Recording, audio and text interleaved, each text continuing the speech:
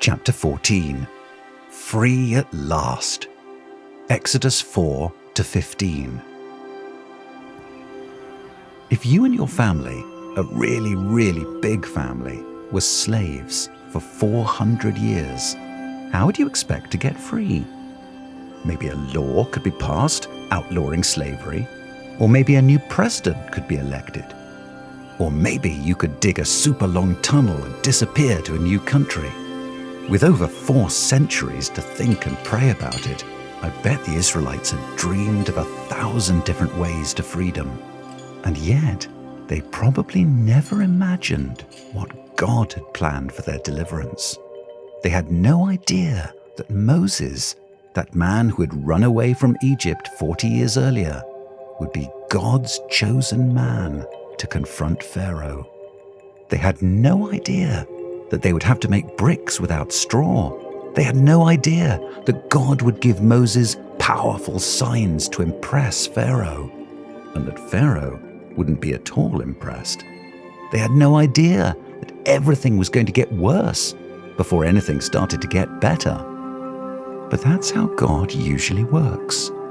Trouble before triumph, suffering before salvation, danger before deliverance.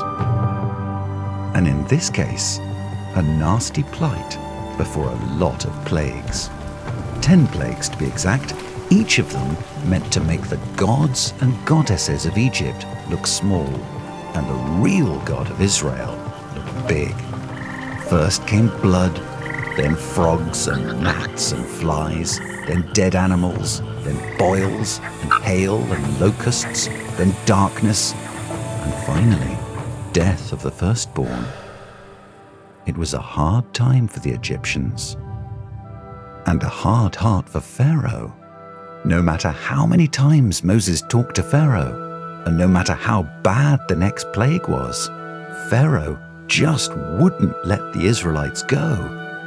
That was Pharaoh's fault, and God's plan, all at the same time. When Pharaoh finally let the people go, he changed his mind one last time and chased the Israelites to the Red Sea. It looked like things were about to get a lot worse. But they didn't. The bad things, that is. They got much better. Just when the Egyptians had the Israelites stuck between a rock and a wet place, God blew the water into 2 walls, and God's people walked through the Red Sea on dry ground.